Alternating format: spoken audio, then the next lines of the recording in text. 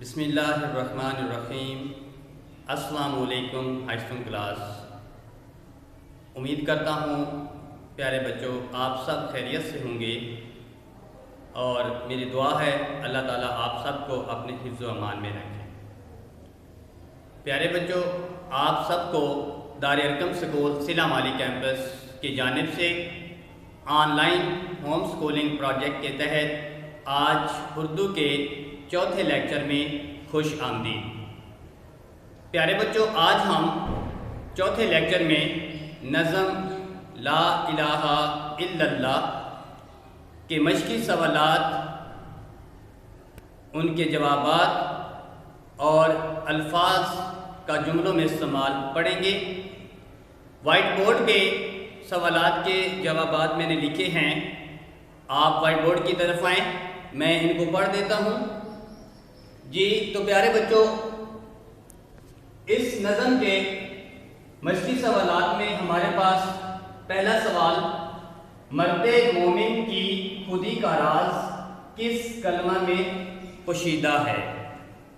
جواب ہے مرد مومن کی خودی کا راز کلمہ طیبہ لا الہ الا اللہ میں پوشیدہ ہے۔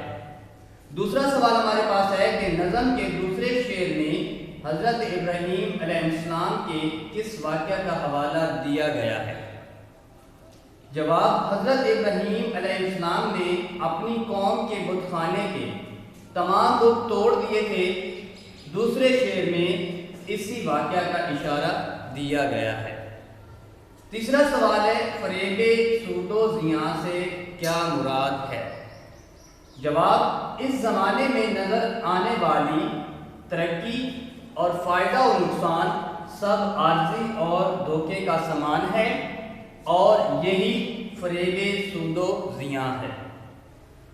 چوتھا سوال ہے، شاعر نے بہتان وہم و گماں کس چیز کو قرار دیا ہے؟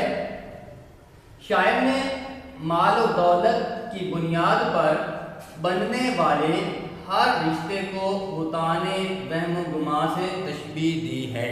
مطلب کہ دنیا کی زیبائش و آرائش کے لیے جو چیزیں انسان کی خود تیار کرتا ہے، انسان ان کی چاہت میں خدا کو بھول چکا ہے، تو یہ اس نے جواب یہاں پہ دیا۔ پانچواں شعر، نظم کے آخری شعر میں ڈاکٹر علامہ اقبال نے مرد مومن کو کیا پیغام دیا ہے؟ جواب، علامہ اقبال نے آخری شعر میں مرد مومن کو ہر حالت اور ہر ماحول میں کلمہ حق کی آواز کو بلند کرنے کا پیغام دیا ہے۔ یہ ہے سوالات کے جوابات۔ آگے ہمارے پاس ہیں الفاظ کا جملوں میں استعمال۔ درج ذیل الفاظ کو جملوں میں استعمال کریں۔ الفاظ اس سائڈ پہ میں نے لکھے ہیں اور جملے ان کے سامنے ہیں۔ پہلا لفظ ہمارے پاس ہے تلاش۔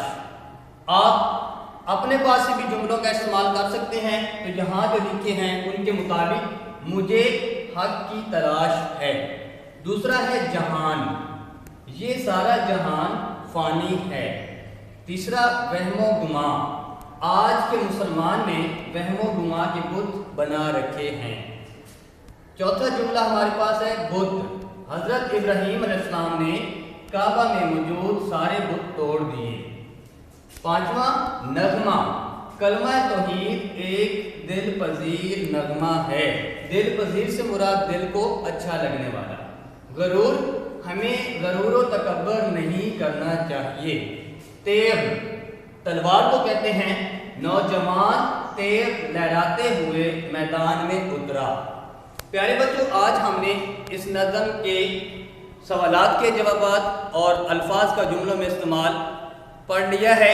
اس کے علاوہ بقیہ ہمارے پاس بک وارک یعنی کتاب پہ کرنے والا کام ہے، وہ آپ نے پہلے سے کر رکھا ہے، آپ کو کروایا ہوا ہے، اس کو بھی آپ نے دہرا لینا ہے۔ اور مزید ان سوالات سے متعلق کسی بھی قسم کا کوئی مسئلہ ہو تو اس کے لیے آپ مجھ سے رابطہ کر سکتے ہیں۔ والسلام۔